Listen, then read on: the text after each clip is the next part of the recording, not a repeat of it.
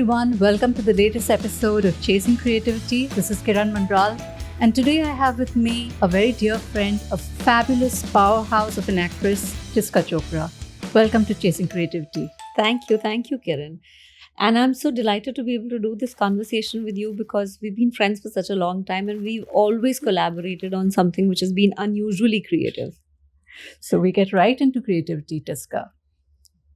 I know the backstory. Your first time on stage was as little Krishna, back when you were a toddler, I think, even before earlier, two or so. Yeah. And you come from a family that is into the arts, into literature. You have Khushwant Singh, you're the grandniece of Khushwant Singh. You have parents who were into books and education and all that. So it was a fertile, vibrant childhood, I would say, in terms of the arts, in terms of literature, in terms of words.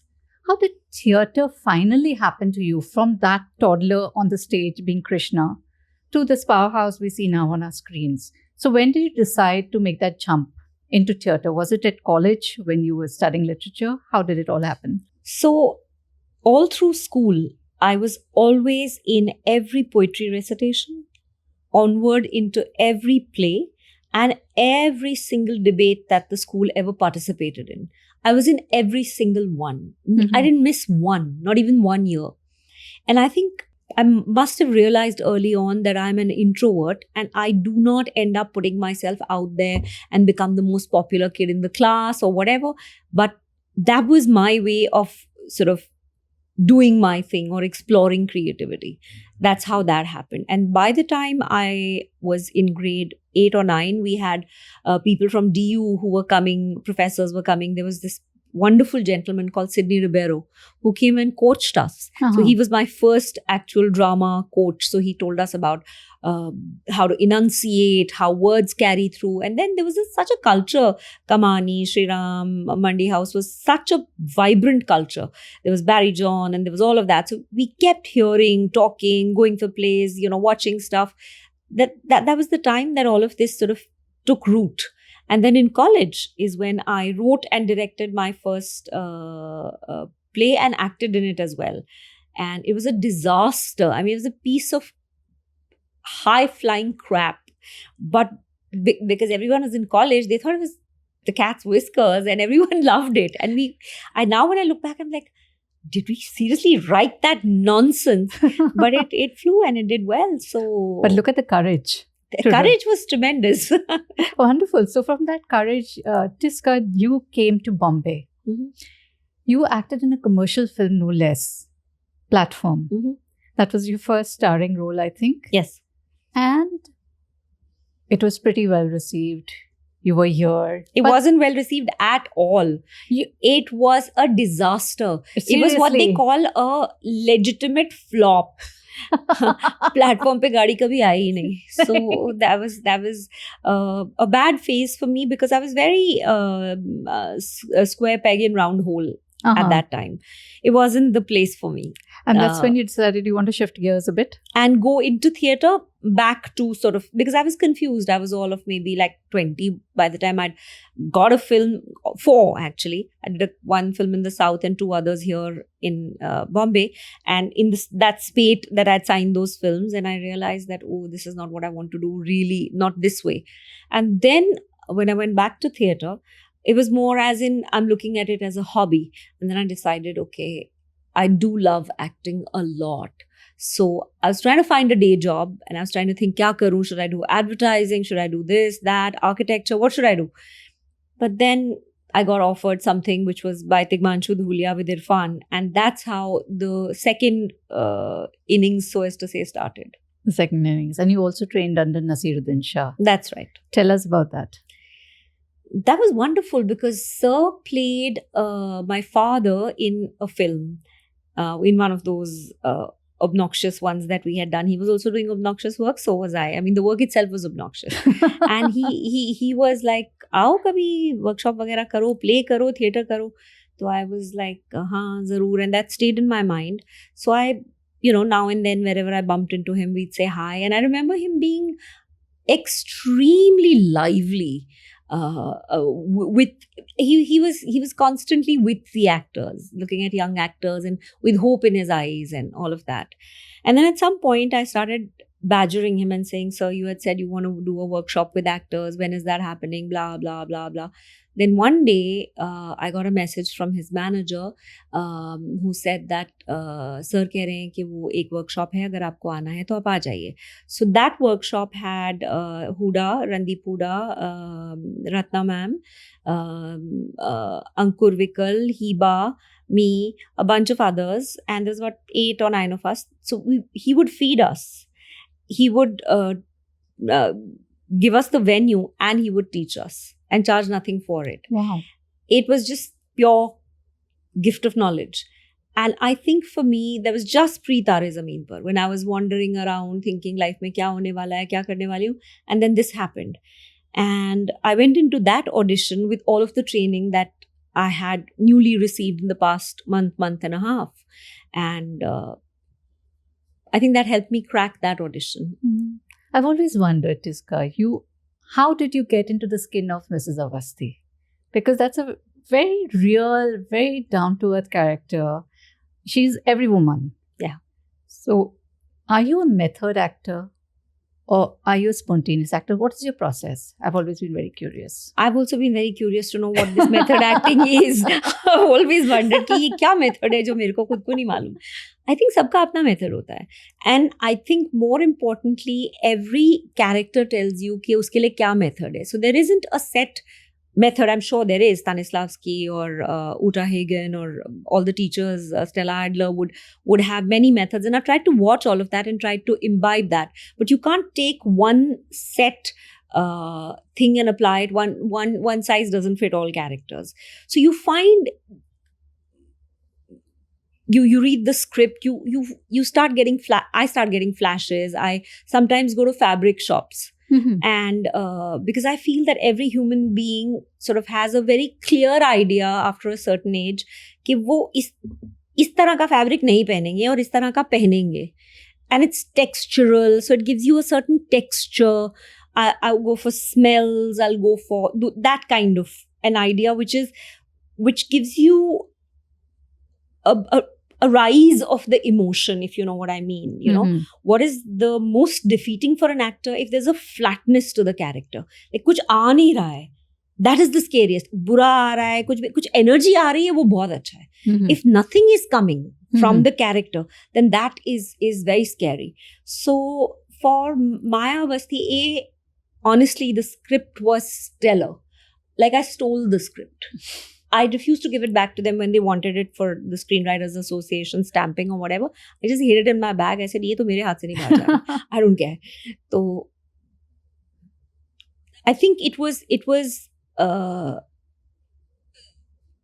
the mixture of that fabulous script and the direction of Amir and some bit of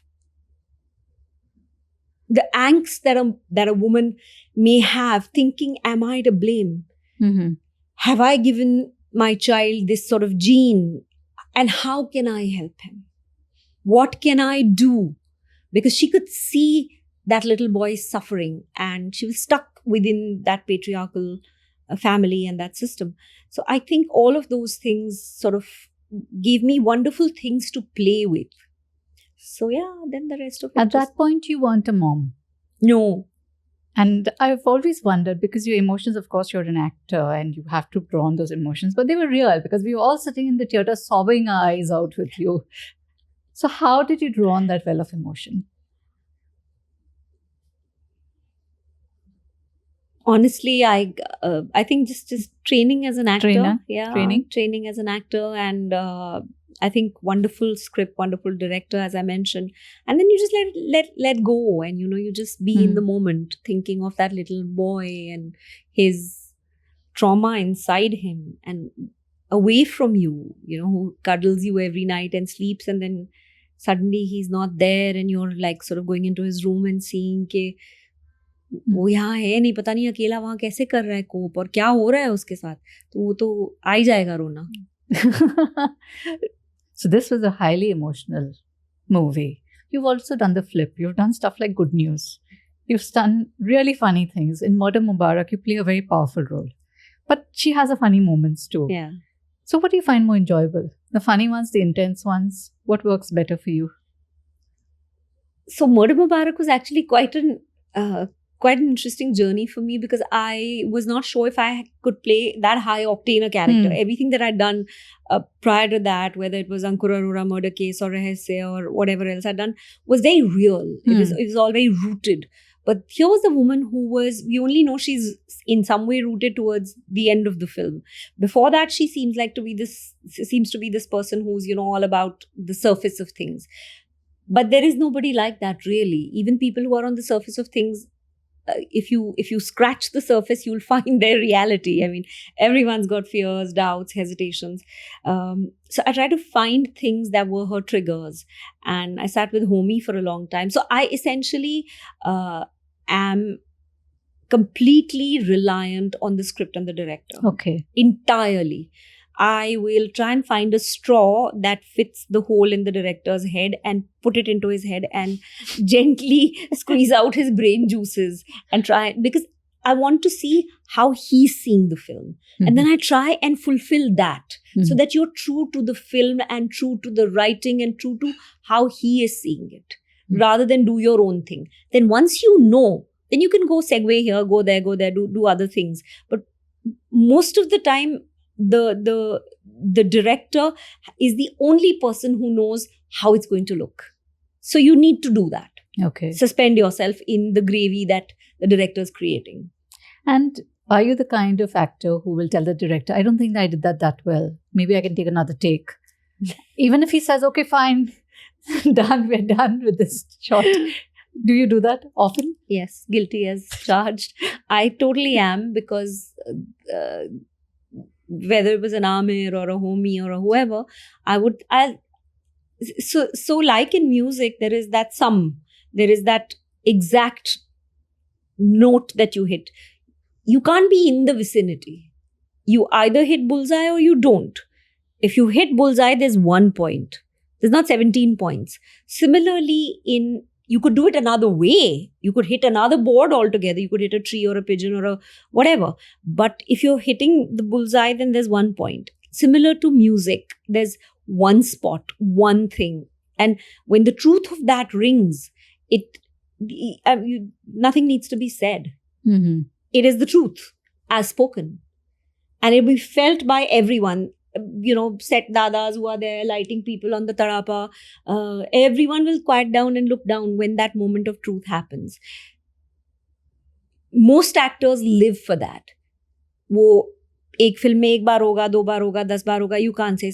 कभी कभार बहुत ज़्यादा होता है. Sometimes it hardly ever happens. And you're just going by के cut के ऐसा लगेगा. It'll, eventually when you edit it and it's pieced together, there'll be music and it'll look like it's hitting the zone. They'll bring you into the zone. But sometimes you are live streaming the universe. It's a cosmic connection. It's just like the truth has occurred right now. And that is what we are striving for. So if you know that it's somewhere there, you're in the zone, then you will tell the director. And most of the time, because you spend so much time with them and now they're friends and they're collaborators and they're also looking for that moment of truth. So they will absolutely say, yeah, go for it. Do it. They'll quiet people down around you and say, lovely. Do it. From theatre, which is a medium where you get one shot with the audience, to films where you get repeated takes until you go into the zone and get that moment. What has your learning been from theatre to take into films and vice versa? The different animals. They're called acting, but they're completely different animals. So for me, theatre has the benefit of having intense preparation. People are constantly theatre actors. So I'll take it from here. So I love the preparation time that one gets in theatre, because you work independently and you work with your co-actors. You know your marks, you know this, you know that. And when everything is ready, you sort of unleash that emotional charge into the moment and get into the zone. You take energy from the audience when they're laughing or they're chuckling or they're, saying, whatever it is, you take that. That's the joy of live performance. You take the energy from the audience and you give it back to them. Sculpt it into the emotion of the character and bring it out, and you egg them on and they egg you on, and it's a very give and take sort of thing, and the gratification is instant. You don't have to wait for the film to be edited and worry about whether that scene will be kept as it is, whether that take will be kept in whole or they'll edit it in parts, or all of that. That instant gratification is something I miss in cinema, because it takes a long time for a film to come. And then it's one of the largest, and film is the largest collaborative art form known to man. Because you do not have 250 people collaborating unless it's an orchestra. Even so, it's not 250 people. I mean, I don't think there is. I'll have to check. Yeah, I don't think there is. So cinema is the only place where the lighting, the music, the sound, the editing, the costume, the prop, the makeup, the hair, the dialogue, every department needs to come together just so to create that moment. And that is extremely important. Theatre can do with much less. It's very few people, 5 people can put up a play. We can do the set, we can do everything and then come and act, and that's most often how it happens. I miss the rawness of theatre.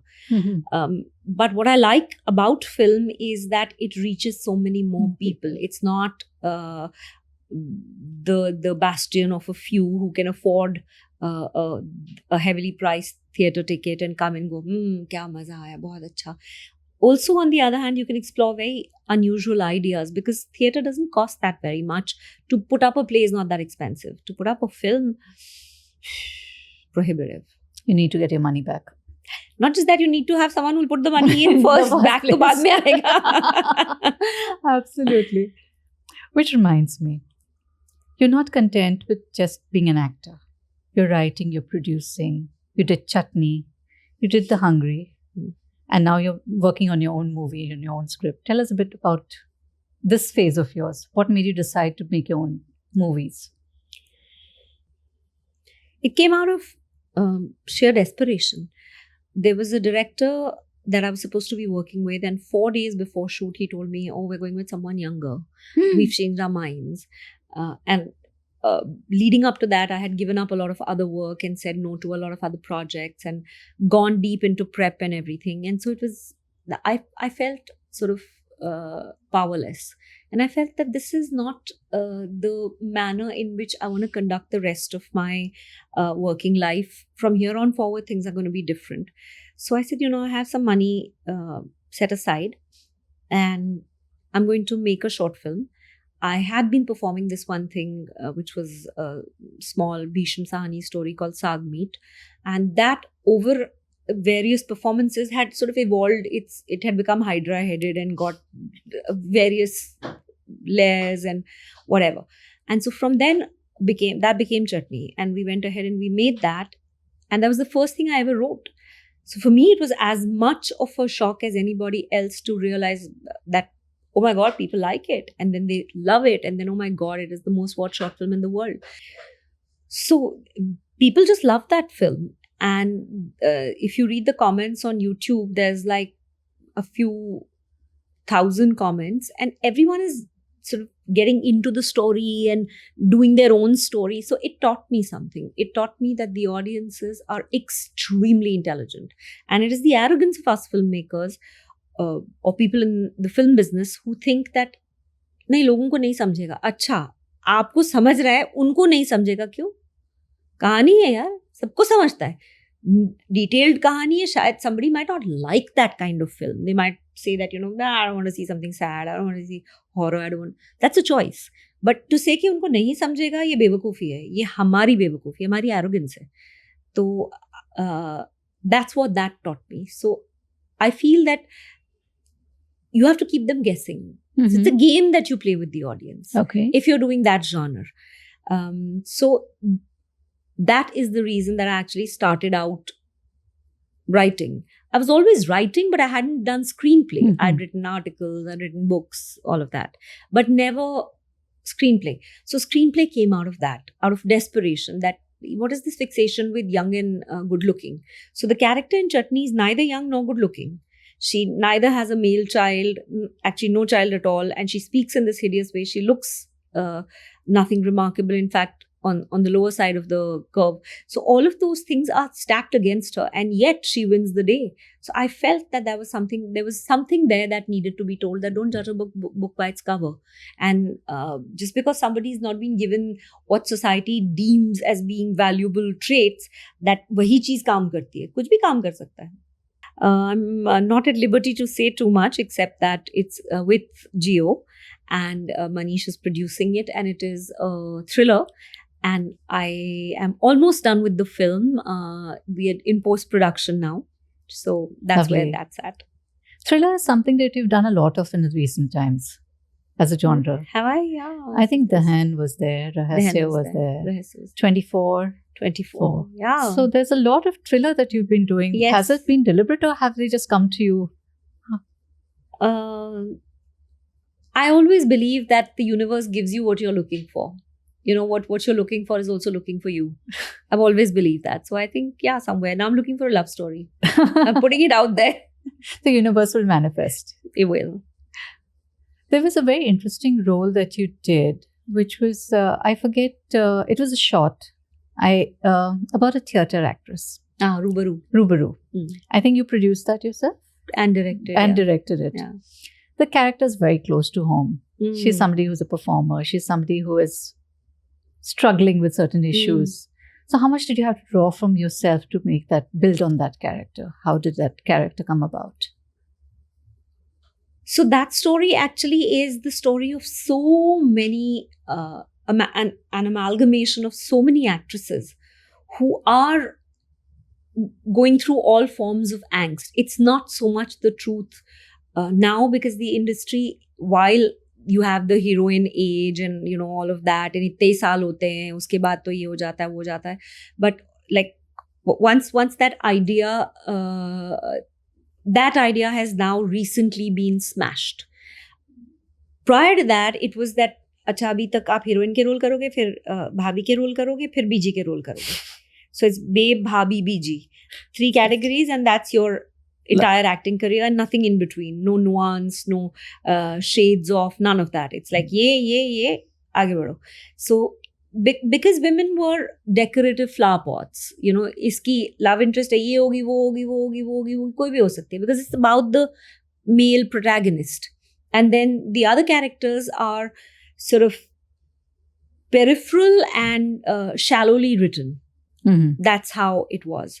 So for me, Rubaru was an amalgamation of so many women who I'd seen, older actors, actresses, who were saying ke abhi kama le, abhi ye kar lo, abhi wo kar lo. And this woman finds herself at that stage where she's no longer at the peak of youth, and she sees it declining, and she's also just stopped having a relationship with the leading man.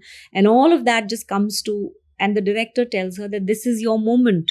Don't think about what is and what will be. Now, here's where you are. Take this, make it happen. And she understands what he's saying, and she understands that how she's been distracted and all the white noise in her head. So she takes that moment and she triggers herself literally with something so that it's a life and death moment for her. And she gives the performance of a lifetime. And then she understands that I have to take this leap in order to, will she do it every night? We don't know. But she took the leap. Yeah. How important is the energy from the actor working with you, the person or the people who are in that particular shot? Do you feed off the energy? 100%. It is everything.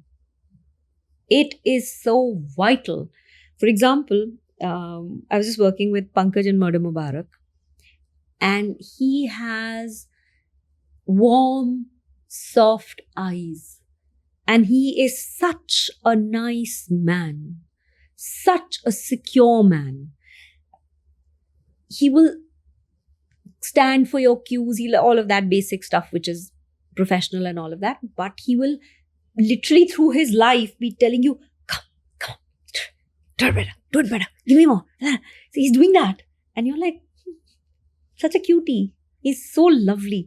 And lots of actors. Because otherwise you tend to think of this as somebody who's taken the baton and will be running a single race. It's not like that. No passenger can fly ahead of the plane. If the film doesn't do well, you can't do well yourself. That'd be ridiculous. It doesn't happen like that. The film has to do well, and everyone's in the film. So that's important to have somebody you can throw energy off, bounce it off. 100%. 100%. And even the director, for that matter, we're all children. The minute the shot is over, everyone looks at the director. The seeking eyes, कि कैसे था, कैसा किया हमने, ठीक था, one more, नहीं, the full vulnerability, full एकदम, we are like that, कि बता दो, अच्छा नहीं हुआ, then we sink back, and so if the director's also like a vibrant energy, not a harassing bully who's trying to like sort of say something or the other, then you're also getting really like, because it's very vulnerable, the space. Yeah. You're sort of inhabiting another person, and you need to know whether you're doing it right. Yeah. So who have been the directors who you've really learned from, or, got something new from? All of them. All of them. All of them. Like I said, my various straws for various sizes of holes in their brain. I'll always be sidling up to them and trying to see कि कुछ और बोल किसी और से भी बात करना, मैं से पीछे जाके खड़ी हो जाऊंगी. I'll be listening to क्या सोच रहे हैं, क्या बोल रहे हैं, कुछ मिल जाएगा मेरे को कि मैं इस शॉट को ऐसा सोच रहा हूँ, मैं ऐसा सोच रहा हूँ. So you never know. And that habit has stood me in good stead because now I'm directing. So I've learned just by being on set. Lovely. There are very few women who have moved from being actors to directors. I can think of Aparna Sen.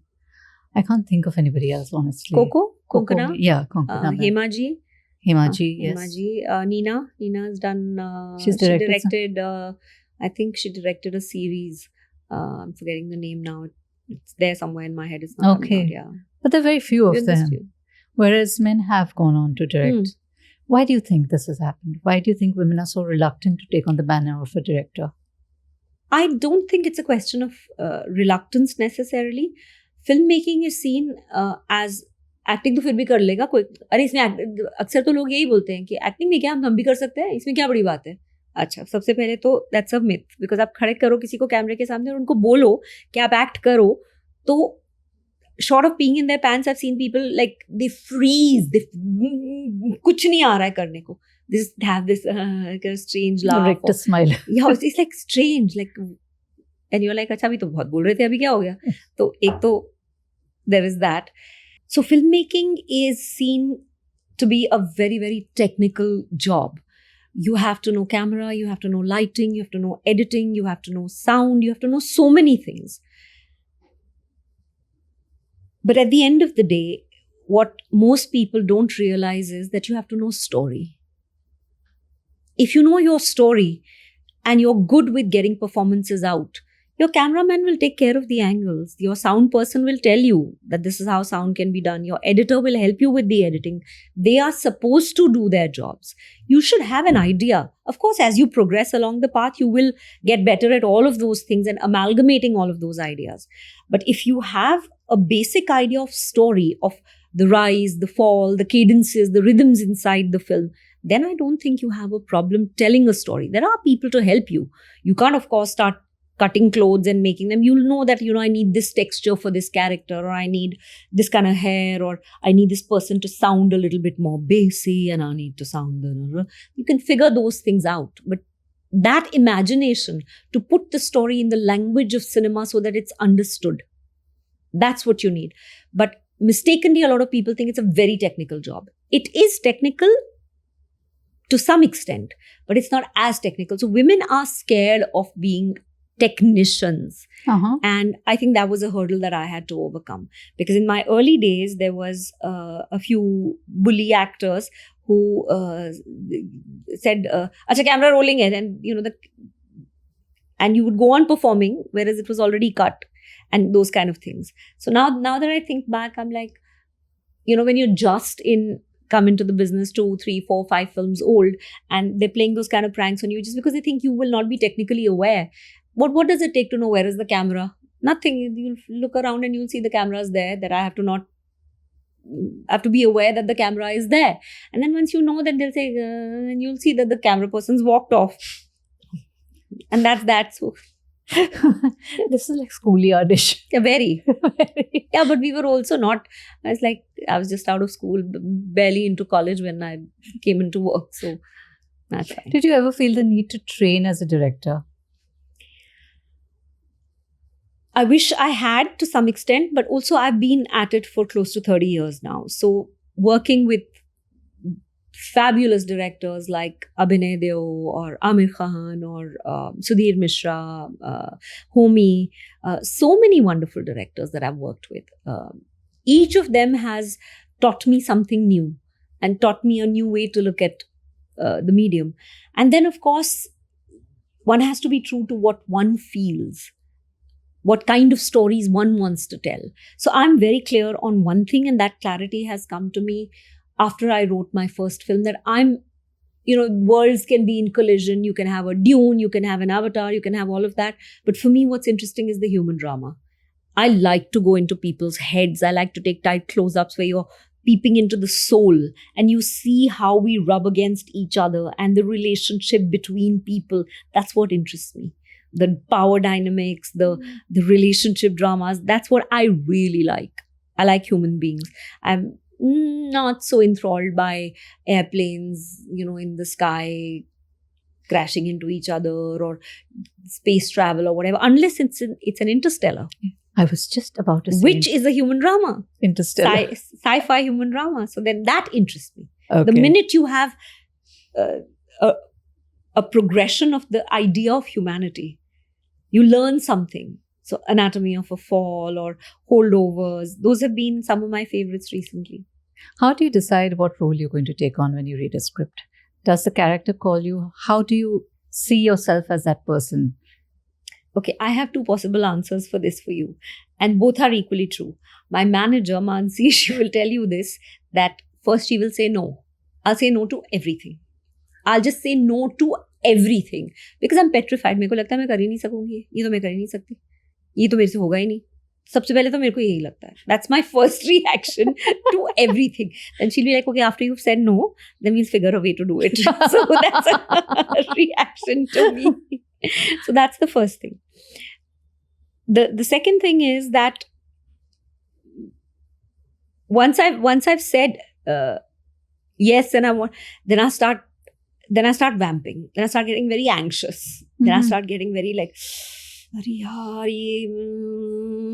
and I'll drive everyone mad. I'll be talking to my domestic help in a certain accent or in a certain way, and they'll be looking and thinking, whatever. Like, what is going on with her? Because I'll be trying on things for size and I'll try them with everyone at home. I'll try it with my daughter, try it with my husband, till I get something. This is one little nugget that I can hold on to. So I think it's a very not ideally prescribed as a method. First, no to everything. But is there any character you read or have read that you read it and said, okay, I have to be this person. I have to do this role? I'm writing it now. You're writing it now. Brilliant. Yeah. And you did say that, you try on the role for size, you'll be practicing accents, you'll be practicing all the mannerisms. Was there any character that you really had to struggle to get into? To, fit that skin over yourself, so to speak? Every single one. Every single one. Still now, after all these years of... I think that is the point. Because the one thing that I'm proud of, if anything, is that I have never repeated myself. You'll not find me playing same, because वो मेरे को अति बोरियत होती है उससे बहुत. मतलब I will disgust myself. I'm like, यार क्या तुम्हारी यही है क्या अब? यही कर रही हो तुम, बार बार वही छाप रही हो उसी को लेके. अब मायावस्ती के बाद I had 17 मायावस्तीज lined up for me. Madam आपके लिए ना एक रोल है, ये एक बच्चा है छोटा सा, उसको प्रॉब्लम है और माँ बहुत दुखी है. I was like, वो दरवाजा है और अब मैं दुखी नहीं होना चाहती, अब जाइए. I would literally send people off because I'm not interested in doing the same thing. So I get very, very anxious with each role for a few days. I get excited and repelled at the same time. I'm like, इसको छोड़ दूँ, इसको मना कर दूँ. I'll call Mansi. I'll be like, you know what? I think they should take that person.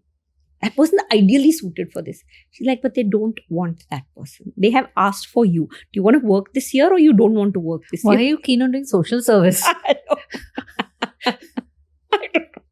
So I'm like, who else could play this better? Maybe that person's suited. So she's like, are you nuts? So once I get past that, then I start looking for these various shades and nuances and, whatever. And then I'll workshop, I'll, do, then the straw will come out, the director's head will come out, and I'll spend days and days and days and days. And then sometimes wondering, आप फिर आ रही हैं office? I'm like, हाँ जी sir, आज फिर आ रही हूँ. एक रीडिंग करते हैं और कभी just कॉफी पीते हैं or something. So now I think now some of the directors started talking to each other. So now they know she will do this. She will do this. It's very.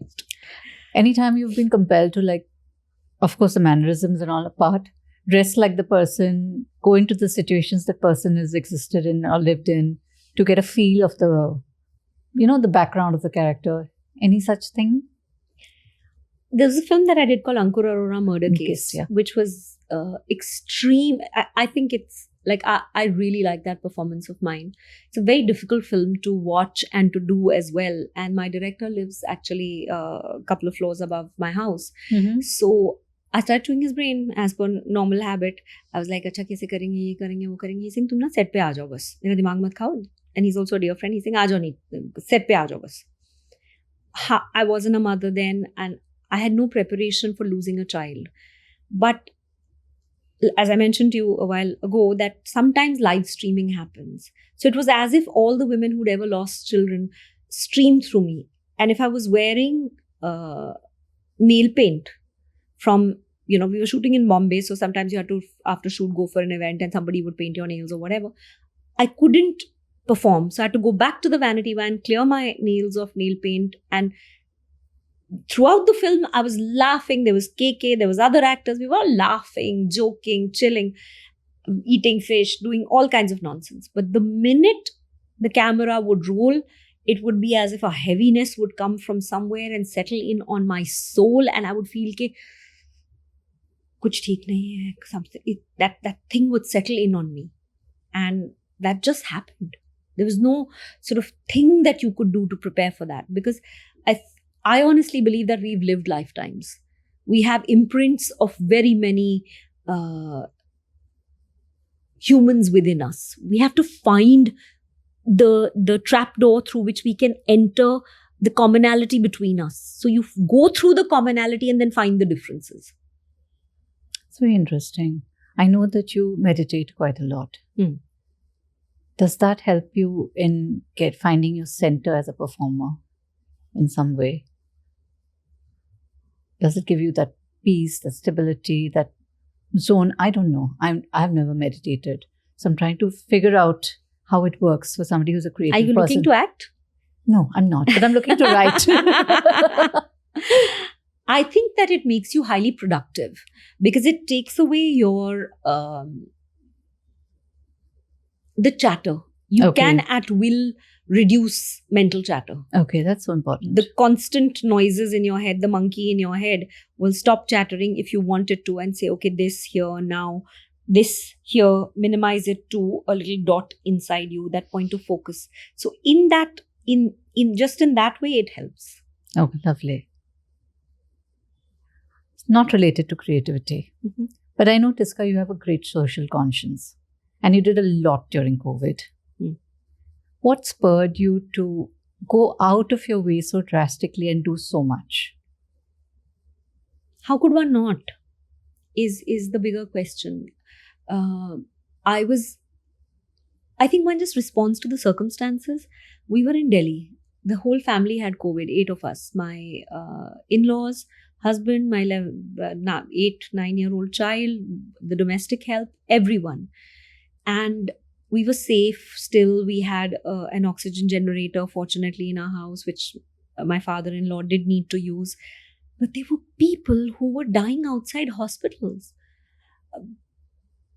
And we knew that there were 2 cylinders here. So all we had to do was get the cylinders to the hospital, not just physically ourselves, but make the connections on the phone. So we were finding people who were delivering. We were finding, all of that sort of stuff. Coordination, getting helicopters to Rishikesh so that they can ferry people to a hospital, remdesivir, whatever else, medication, all of that was needed. So it was more joining the dots than actually going out there and doing anything physically, because we were all down with COVID. And I couldn't sleep till 3 o'clock. So from 12 to 3, when work for the family was sort of 11, 12 to whatever time it was done, to 3 o'clock, we were taking shifts. There's not just me, there was also Bhumi Pednekar, and there was a lot of other wonderful people who joined in.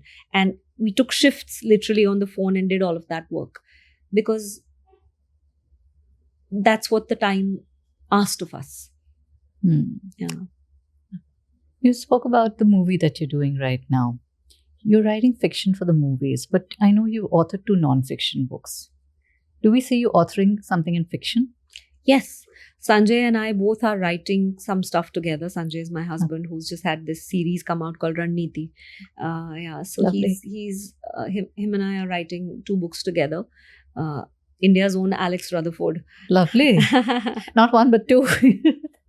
Alex Rutherford is 2 people. I know. Yeah. So 2 books, I'm 2 saying. books, yeah. And what are they going to be on? What's the genre? So some of it is historical fiction. Okay. And the other one was still fixing between one of 2. So we'll see which one. Lovely. And in terms of performances, what do we see you in next? The one that I'm writing now, we're working furiously on that. And there may be one that I might do, which is based on a Swedish play. So I might end up doing that. But first I'm saying no. First you say no. I just have to say no first. I think that's your lucky charm, perhaps. You say no, then you say yes, and then it all works out for the best. Thank you so much for this discussion. Thank you for your time and all the very best. Absolute pleasure, Kiran. Such a joy talking to you. Thank you. All the best for all that you do. Thank you.